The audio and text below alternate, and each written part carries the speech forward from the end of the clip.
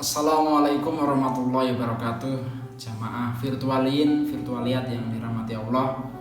Izinkan saya mengawali video ini dengan sedikit cerita bahwa saya ini punya kebiasaan untuk mendengarkan podcast atau webinar sambil melakukan sesuatu.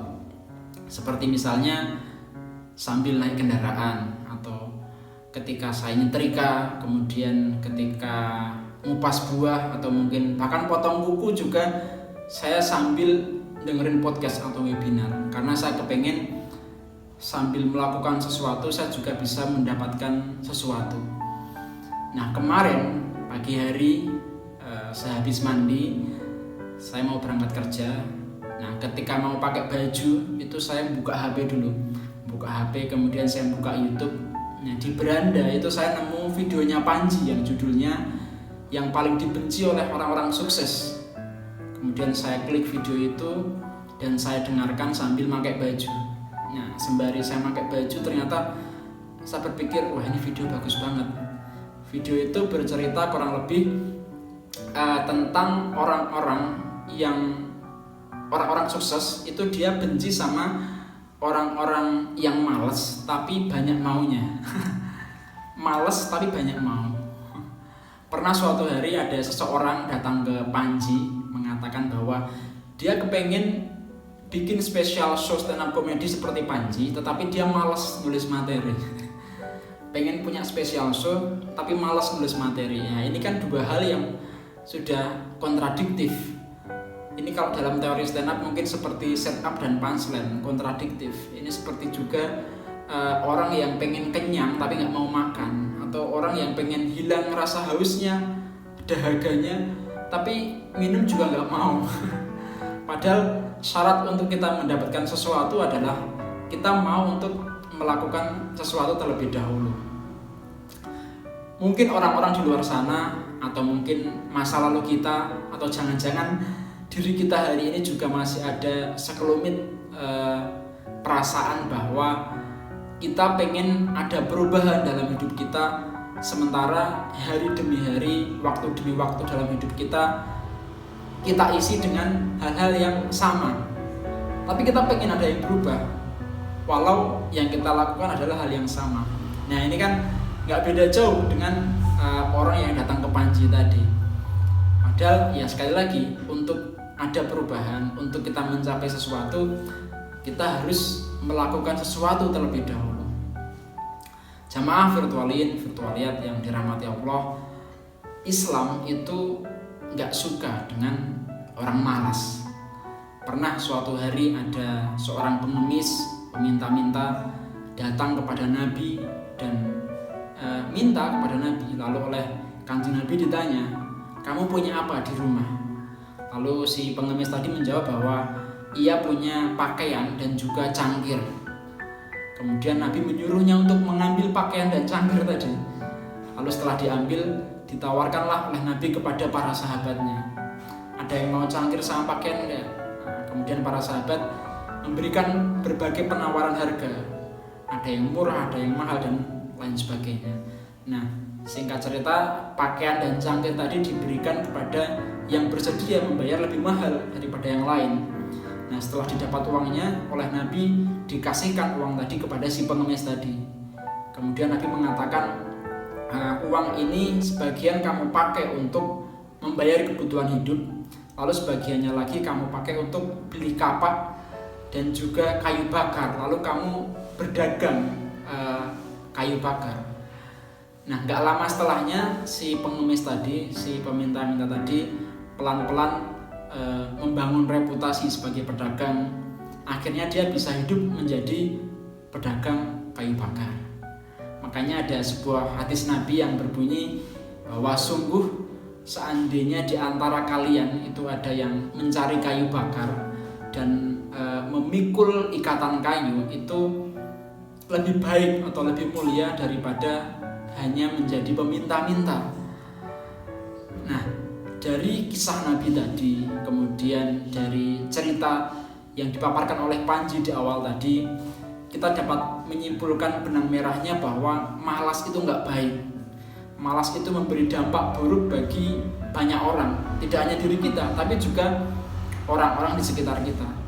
Al-kasalu mudirun, bahwa malas itu membahayakan tidak hanya bagi diri kita tapi juga bagi keturunan kita dan orang-orang di sekitar kita.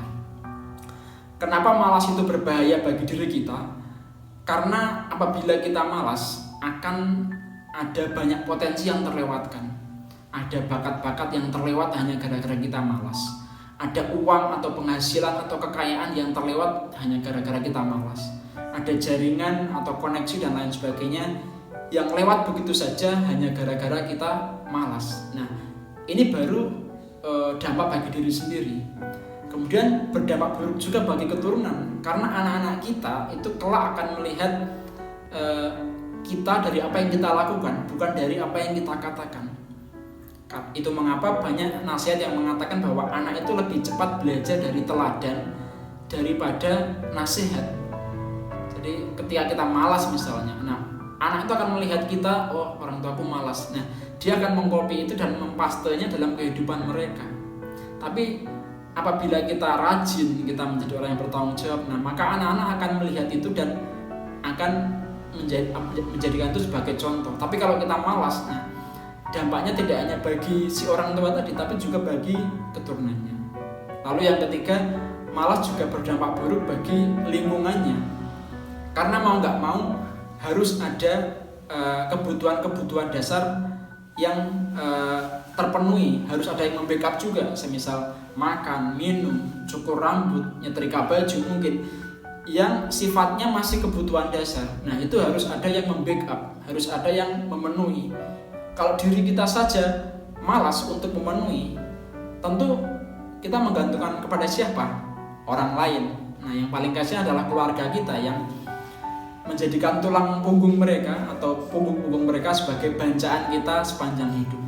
Dan ini pasti adalah suasana yang tidak menyenangkan, menjadikan orang lain sebagai tumpuan atau sebagai bancaan. Jamaah virtualiat yang dirahmati Allah, Kanjeng Nabi pernah bersabda bahwa pekerjaan terbaik adalah usaha seseorang yang dilakukan dengan tangannya sendiri.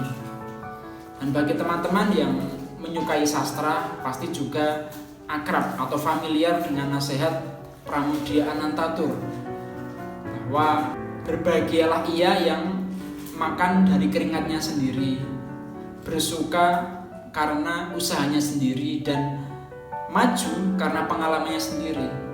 Dan untuk mencapai itu semua kita butuh bergerak, butuh usaha, butuh bekerja, butuh untuk tidak malas-malasan. Misalnya untuk bisa berbahagia dengan makan dari keringat sendiri kita butuh bekerja. Kemudian untuk butuh bersuka karena usaha kita, ada kata usaha di dalamnya. Nah kita butuh melakukan sesuatu. Kemudian terakhir untuk bisa terjun atau mengalami pengalaman kita sendiri kita butuh turun, butuh tidak malas, butuh melakukan sesuatu agar kita bisa merasakan pengalaman tersebut. Nah, kesimpulannya adalah apabila kita pengen sesuatu, kita punya rencana, punya mimpi, pertama-tama kita harus menentukan dulu apa yang kita suka, apa yang kita impikan, apa yang kita cita-citakan. Kalau sudah ketemu, baru kemudian kita membuat strategi, membuat disiplin diri. Karena disiplin ini merupakan jembatan antara diri kita dengan apa yang kita impikan. Jadi butuh investasi berupa waktu, jam demi jam, hari demi hari, dan lain sebagainya. Maka banyak orang sering mengatakan bahwa sukses itu butuh proses ya, karena untuk diri kita bisa mencapai apa yang kita inginkan, kita butuh jembatan tadi yang bernama disiplin tadi. Kemudian terakhir, selain disiplin diri, juga kita butuh adanya konsistensi di bidang tersebut. Dalam Islam, konsisten ini juga disebut dengan istiqomah. Al-istiqomah itu khairun min alfi karomah. Bahwa konsistensi atau istiqomah itu lebih baik daripada 1000 kemuliaan.